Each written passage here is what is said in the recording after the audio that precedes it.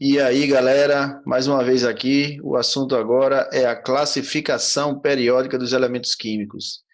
Fazendo uma comparação, os elementos químicos, eles são como as letras e as substâncias, eles são como as palavras.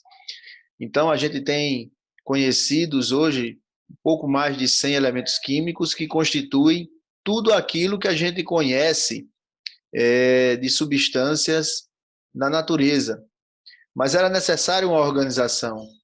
E a classificação periódica atual, ela segue uma organização proposta por Dmitry Mendeleev. Ele organizou os elementos em ordem crescente de número atômico. Uma curiosidade sobre os elementos químicos é que eles são representados normalmente por uma letra maiúscula. Pode haver a segunda, mas essa segunda deve ser minúscula. E o símbolo do elemento origina-se muitas vezes de o nome em latim. Por isso que você tem, por exemplo, o chumbo de símbolo Pb, porque vem de publium. E por aí você tem elementos químicos que são homenagem a cientistas, a locais e uma série deles. Dando prosseguimento, aí a gente vai ver a primeira parte da organização da tabela periódica. Essas linhas horizontais, elas são chamadas de períodos, certo? E esses períodos eles são organizados de 1 a 7, tá bom? Então, se você observar, nós vamos ter aqui 7 linhas horizontais. Essa oitava aí ainda vai para a possível descoberta ou a síntese de outros elementos. Outra curiosidade é que essas duas linhas aqui abaixo, elas fazem parte aqui do período 6 e 7.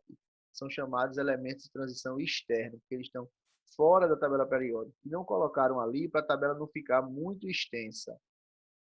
Outra é as linhas verticais da tabela periódica, que vai de 1 a 18. Essas linhas elas são chamadas de famílias da tabela periódica, 1 a 18, ok?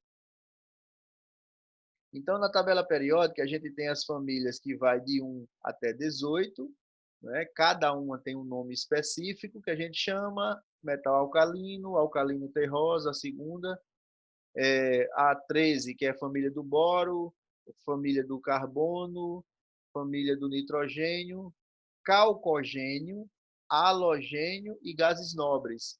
Observe que ora usa o termo grupo, ora usa o termo família. Nesse contexto são iguais. E essa parte aí são chamados elementos de transição interna. E os de fora, elementos de transição externa. Esses que têm nome específico, esses que estão aí simbolizados, são chamados elementos representativos. Os que não são representativos são elementos de transição. Predominantemente, os elementos que nós temos na natureza e, em consequência disso, representado na classificação periódica, são metais. Essa parte circulada aí são os metais. Os não metais, aí agora, ó, e também a característica dele. Aí você vê muitas das características dos não metais ou ametais. E na tabela periódica também a gente pode ver as propriedades periódicas. Por exemplo, a eletronegatividade, a capacidade de atrair um elétron numa ligação, ela segue uma determinada. Então, como é que cresce a eletronegatividade? Ela cresce da esquerda para a direita e de baixo para cima. Os gases nobres, que é a família 18, ela tem a eletronegatividade tão baixas que a gente considera que ela não existe eletronegatividade. Outra, o caráter metálico, é exatamente o contrário da eletronegatividade, por isso que é chamada eletropositividade. Cresce da direita para a esquerda e de cima para baixo. Outro, potencial de ionização. Cresce da esquerda para a direita e de baixo para cima. Bem parecido com a eletronegatividade. Porém, nesse caso agora, a gente considera os gases nobres. O raio atômico é o tamanho do átomo. A ideia de raio que a gente conhece lá da matemática. Então, ela vai crescer da direita para a esquerda e de cima para baixo. Por quê? Da direita para a esquerda? Porque cada vez o núcleo menor, ele tem uma capacidade de atrair os elétrons menor. E de cima para baixo, porque representa a ocupação de mais camadas. Eletroafinidade. Veja que é bem parecido com a eletronegatividade, que é a capacidade de atrair. A diferença é aí não dá para incluir os gases nobres.